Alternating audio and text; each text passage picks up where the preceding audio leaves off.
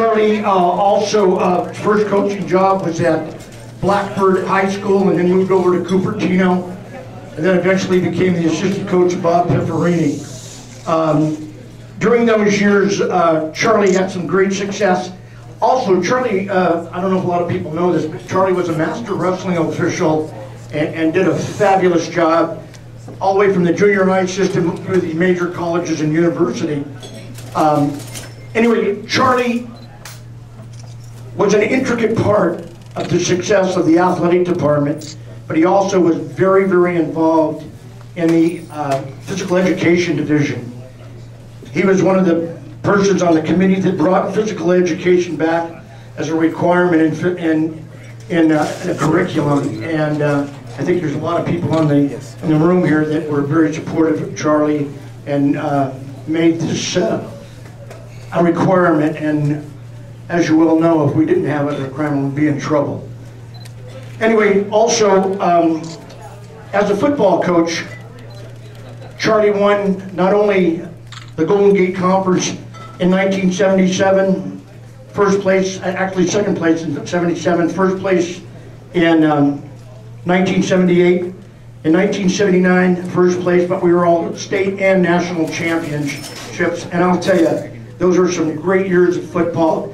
He succeeded the wonderful Bob Pifferini, and Bob is his assistant coach after Charlie took over. I'm not going on and talk about all these. Charlie, no doubt, is the most unbelievable motivator, and everybody in this room knows that. Charlie could fire up a dog late at night. I mean, being a trainer and being in that locker room when Charlie motivated people, it's unbelievable. I have a quick story. I'm not going to go into a lot of them, but back in 1977, we had gotten whipped pretty good by San Jose City College the year before. I think it's 78, sorry. We're in the locker room at San Jose City College, and the Golden State Warriors happened to be practicing in that gymnasium, and at 6 p.m., their practice was over, and Charlie gets on top of the lockers and he gives the speech. And as you all know, there was a couple breakdowns and a couple of things that Charlie normally said, but the next day, after Charlie's motivational speech, we went actually out and won by a large sum. The trainer of the Warriors, this guy by the name of Dick D'Oliva, called me up and said, "Hey, Obie, 12 of our guys were hearing and watching that speech. That is the most motivating thing that they had ever heard. They wouldn't be able to shoot baskets or free throws or anything if they were in that locker room before a Warrior game." And that's how motivated they were. We also had a player by the name of Laurie Calloway, who was from England. He played for us, I think it was in 77. Had never put the gear on or done anything. Charlie gave his first talk, we played Chabot. And Laurie said, "I played 397 pro soccer games in England, and never have I ever been motivated like Charlie's talks." That's just a few of the things that Charlie did as a coach at DEANZA College. He was, like I said, first of all, Charlie's a great parent, a great grandfather. When I talk about grandfathers, numerous times I go to Union Little League and he's supporting its grandchildren. Drive to Salinas to see his granddaughter play. He's also a master woodworker, but most of all, he's a great friend. Charlie and I have become so close in the last couple of years. I once lived in Aptos right near Charlie, and he has done so many great things for me and my family. And Charlie, you're more than deserving of this award. You're an intricate part of the success of DEANZA College, and I'm glad I know you. Hey guys, by the way, all the football players, would you stand up, please? Every football player in this room. I want to say one thing, and I want you to do it right now. Break down! Again, break down! I would, but I got a bad hip. Okay. It gives me a great deal of pleasure to introduce Charlie Elder.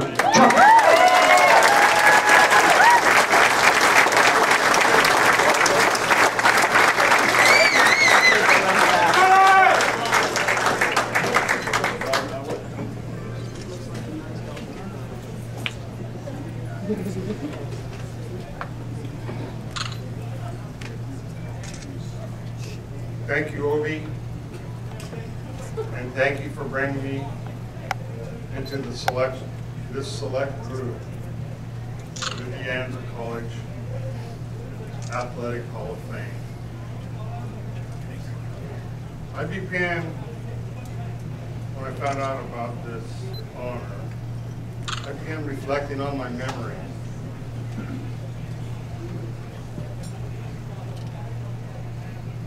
In 1958, 1960, and in 1962, I was elected by my teammates at Gilroy High School, Hartnell Junior College, and San Jose State as captain of our football team. 2012, DEANZA College Hall of Fame.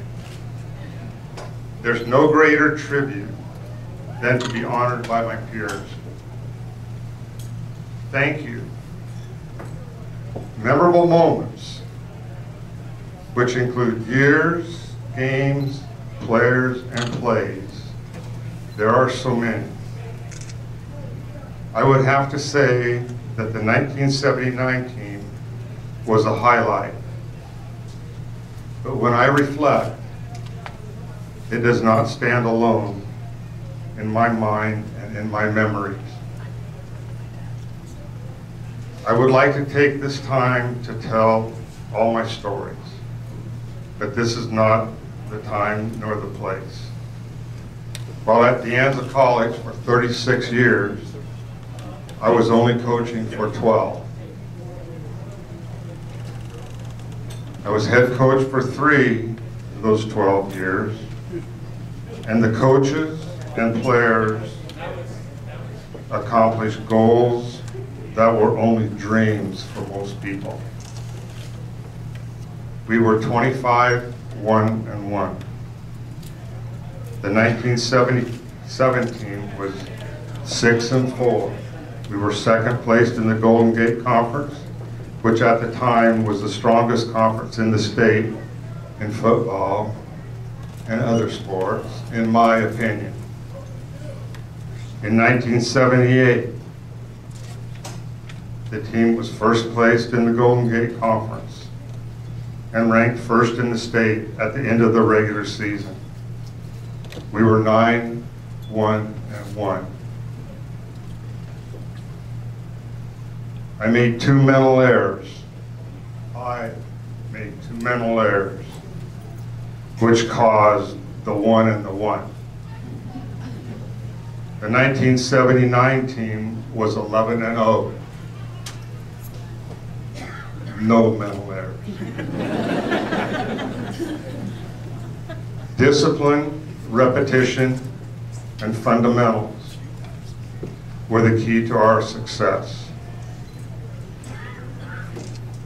When a former student athlete comes to my house, or I see him someplace, and he thanks me for what he received as a player, has brought tears to my eyes many times, yesterday included. I know that I did something right along the way. The pride that I have is knowing that these former players are a success in society and in their lives. In speaking to my players, I always use the little slang sometimes. One phrase I used a lot and has been repeated to me many, many times by former players is do your job and then help your buddy. Part of my philosophy. Discipline. On the sled, 1, 2, 3 minutes. Penalties for breaking a rule. Late to practice and missing practice were only 2 rules. Tough to remember. The 1976 team was 1-9. we were getting thumped in the Golden Gate Conference. And we were being penalized by putting us there because we won in the other conference. That kind of upset me.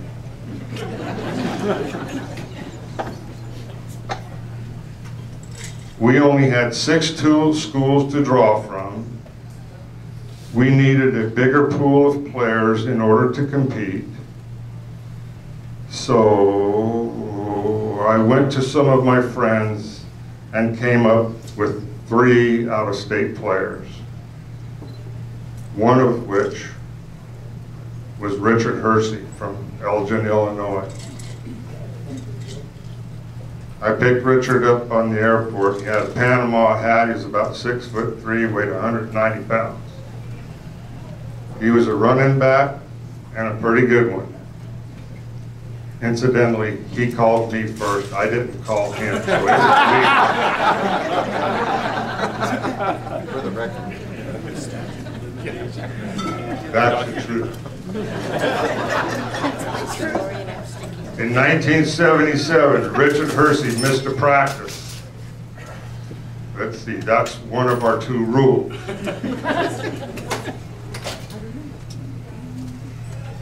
He was our ticket, and everyone knew it.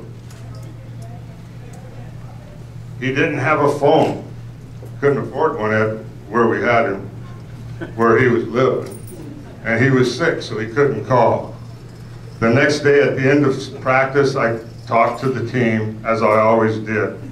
Richard was the first one to break a rule. I told him he had a penalty of 2 minutes on the sled. Believe me, I was thinking, what's going to happen? Will he quit? Will he refuse? Can he make it? Can he make it? Or what? I was concerned. But I knew I had to follow through with our rules and our penalties. This drill is not a piece of cake. You hit right shoulder, left shoulder, back and forth. Your knees cannot touch the ground.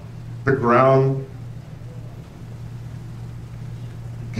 knees cannot touch the ground, and you have to keep rhythm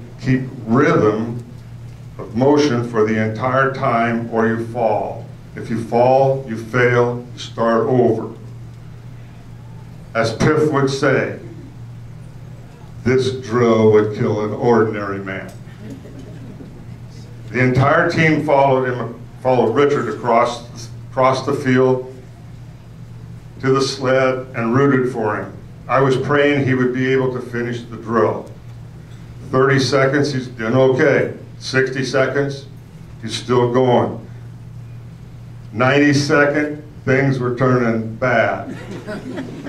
2 minutes, he dropped to the ground exhausted. He had completed the penalty and finished successfully. The team rushed and surrounded him, picked him up and helped him to the locker room. This incident brought the team together. It seemed like everyone bonded at that time. Richard went on to break O.J. Simpson's state and national 2-year rushing record. The incident carried forward to the 78 and 79 teams.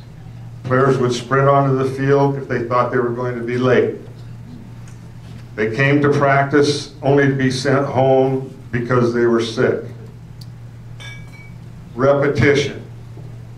We would run a play, offense or defense, time after time after time, hundreds of repetitions, until they had it correct against any offense or defense. Mental errors will kill you. We graded films every Sunday. If a player received a mental error, he was marked down on his grade sheet. Monday mornings, the grades were posted and the players would come to the locker room before class to see what their grades were. Every week, every game is a final examination to me and to my players. We prepare as such.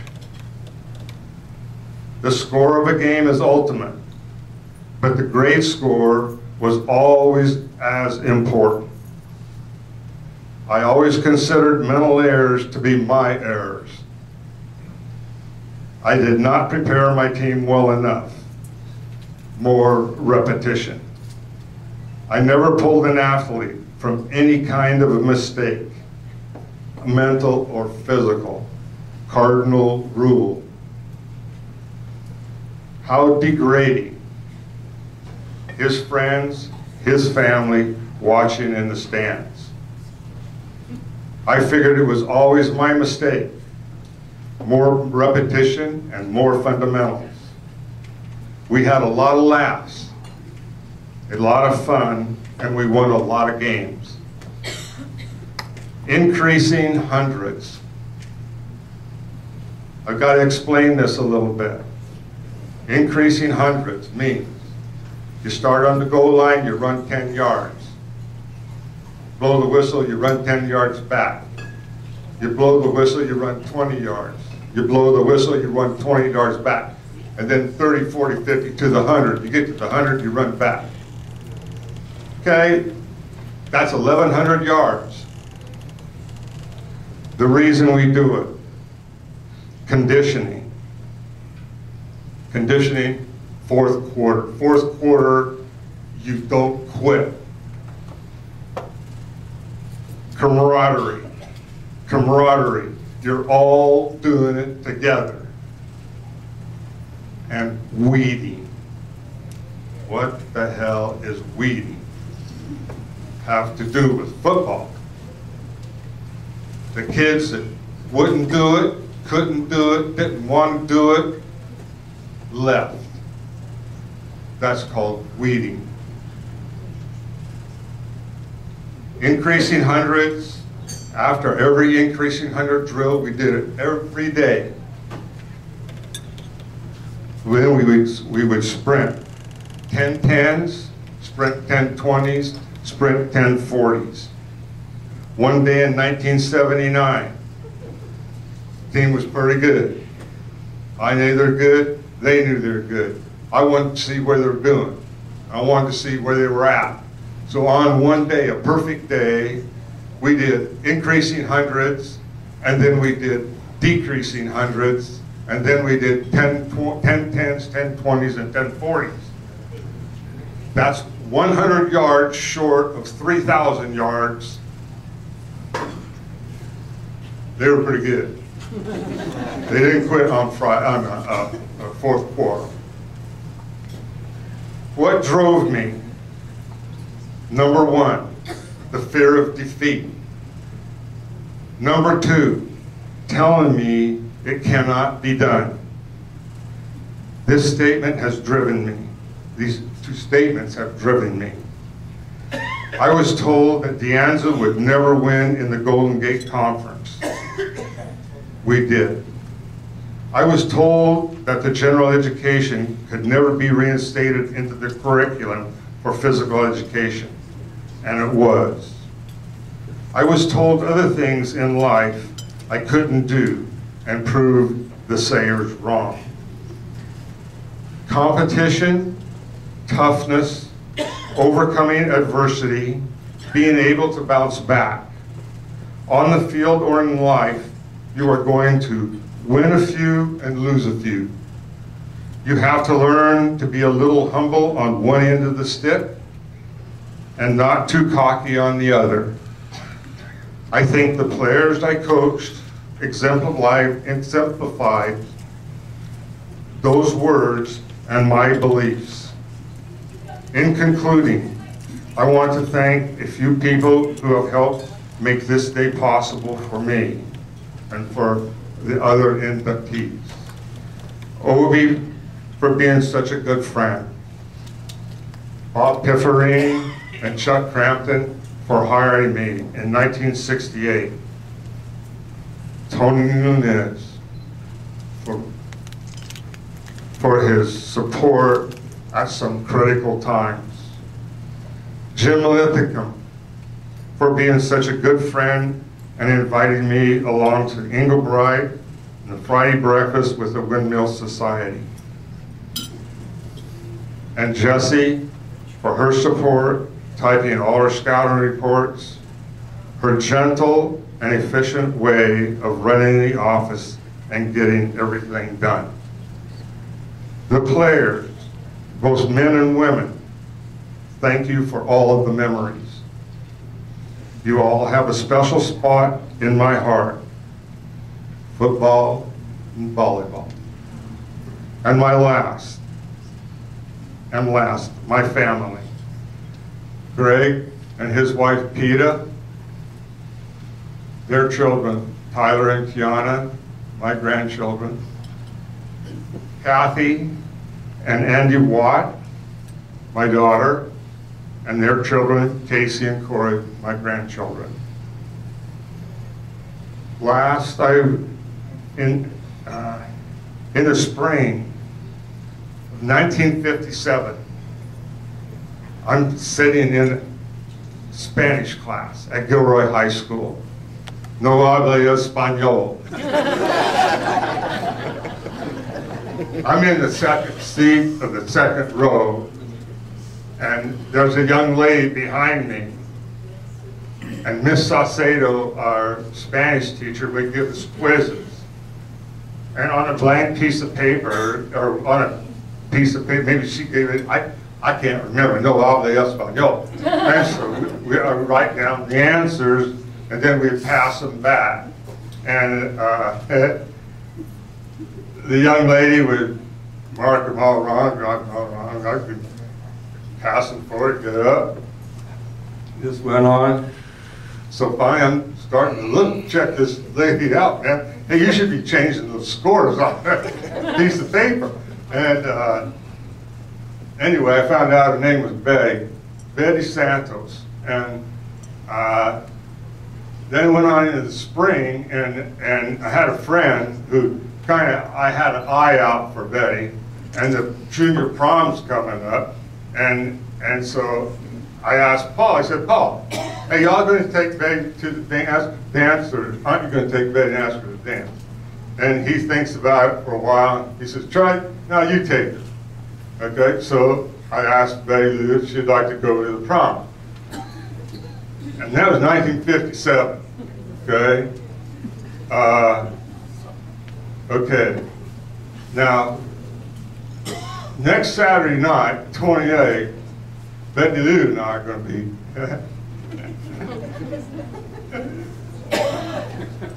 we're celebrating our 50th wedding anniversary.